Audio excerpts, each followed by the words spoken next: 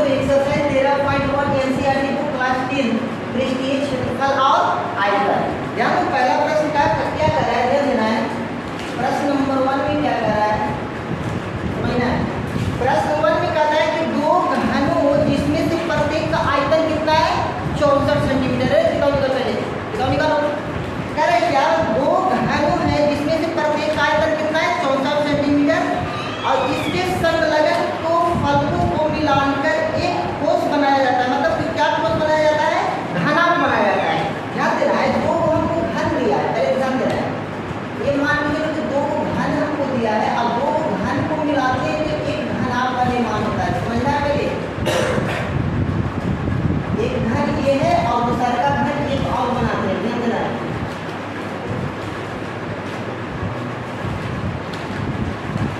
ये दोनों को मिलाते हैं तो एक घनाभ बनता है।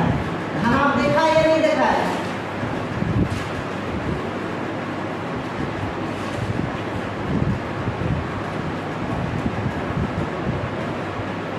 समझ में आ रहा है। मतलब कि ये दोनों को आपस में जोड़ते हैं तो एक बड़का घनाभ का निर्माण होता है।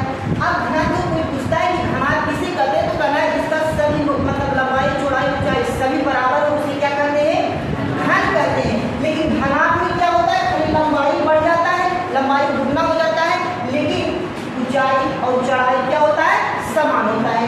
अब यहाँ पर ध्यान दो, इसका आयतन कितना दिया है, 64 सेंटीमीटर। पहले जो दिया है वो पहले लिख दो, दिया है।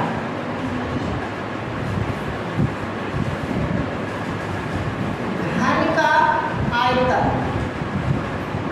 आयतन कितना दिया है, 64 सेंटीमीटर, 64 सेंटीमीटर क्यूब। बताए कि आयतन रहेगा तो क्यूब रहेगा और क्षेत्रफल रहेगा तो स्क्वायर रहेगा। अब यहाँ पर ध्यान दो, हमको पता नहीं है कि इसकी भुजा कितना है। मान लेते हैं कि इसकी भुजा 1 सेंटीमीटर है, कोई दिक्कत। अब यहाँ पर मानना पड़ेगा, माना घन की भुजा 1 सेंटीमीटर है। अब बताओ बाबू, ये जब भुजा 1 सेंटीमीटर है तो सभी भुजा 1 सेंटीमीटर होगा, क्योंकि सभी भुजा आपस में क्या होती है, बराबर। घन में लंबाई चौड़ाई ऊंचाई सभी क्या होती है, बराबर होती है। अब यहाँ पर ध्यान दो, जब ए वाला 1 सेंटीमीटर है तो ए वाला 2 सेंटीमीटर हो जाएगा, होगा या नहीं होगा, क्योंकि लंबाई क्या होती है, दोगुना होती है, और बाकी सब बराबर हो जाता है ना। अब यहाँ पर ध्यान दो, लंबाई मतलब लंबाई को हम एल से सूचित करते हैं, बताए थे। लंबाई को हम एल से सूचित करते हैं, और चौड़ाई को हम बी से सूचित करते हैं, और ऊंचाई को एक से सूचित करते हैं। ठीक, तो क्लियर होगा। अब यहाँ ध्यान दो, हमको निकालना क्या है, भुजा। जब तक भुजा नहीं मिलेगा, जब तक इसका पृष्ठीय क्षेत्रफल हम नहीं निकाल सकते। अब यहाँ पर लिख दो, चूंकि बी नो दैट हम लोग जानते हैं, क्या जानते हैं बाबू, घन की आयतन। बताओ, घन की आयतन क्या होता है, भुजा क्यूब होता है, भुजा क्यूब। अब भुजा को हम ए माने हैं। अब ध्यान देना है, आयतन हमारे पास कितना दिया है, 64 सेंटीमीटर दिया है। कोई दिक्कत हो रहा है, नहीं। तो बताओ, घन के आयतन की जगह पर क्या हम 64 सेंटीमीटर दे सकते हैं या नहीं दे सकते, दे सकते हैं। तो यहाँ पर क्या लिखते हैं, 64 बराबर भुजा को हम ए माने हैं ना, तो एक के क्यूब कर सकते हैं या नहीं कर सकते हैं। अब बब्बर यहाँ पर ये क्यू है ना, क्यू को हटा दिए तो इधर को चढ़ाएंगे, है ना, कितना हो जाएगा, √64 बराबर में 1 बचेगा। अब ध्यान दो, यदि हम इसका पर क्यू है तो इसको घन निकालेंगे, मतलब गुणनखंड करके, मतलब इस जगह पर 3 रहेगा तो 3 को जोड़ा लगाएंगे, 2 को रहता था तो जो 2 के जोड़ा लगाते थे, मतलब 2 को रहता स्क्वायर रहता तो वर्गमूल निकालते थे। लेकिन अभी क्या निकालना है, घनमूल निकालना है। अब बताओ, 2 से लगाओ कितना हो जाएगा, 32 गुना 64, 2 से लगाएंगे तो 16 गुना 32, 8 दूनी 16, 4 दूनी 8, 2 1 2, और कितना हो जाएगा, बताओ जोड़ा लगाओ, एक जोड़ा ये है, एक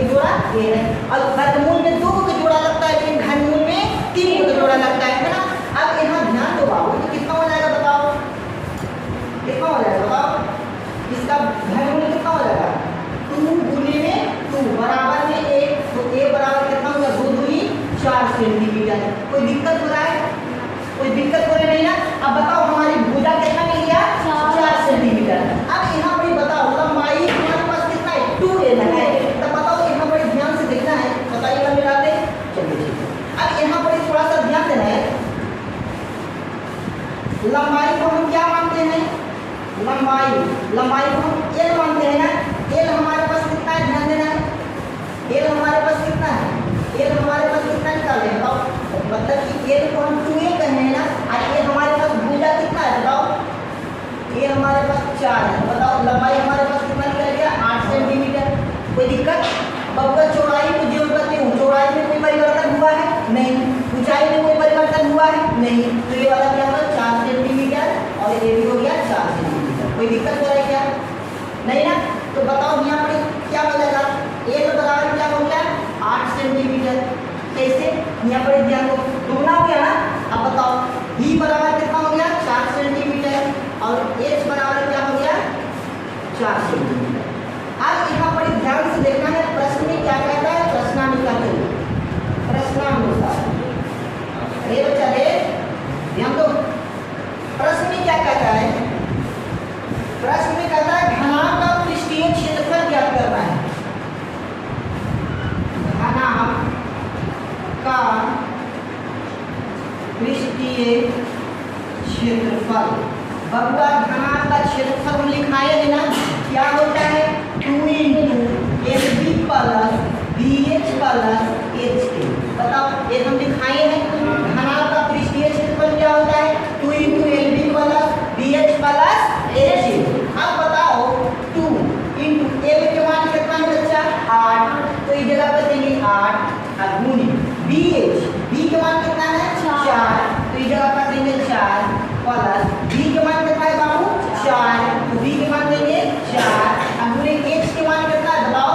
H के मान भी 4 है ना, 4 प्लस H के मान कितना है? 4, और गुणे L के मान कितना है? 8। कोई दिक्कत हो रहा है क्या? नहीं।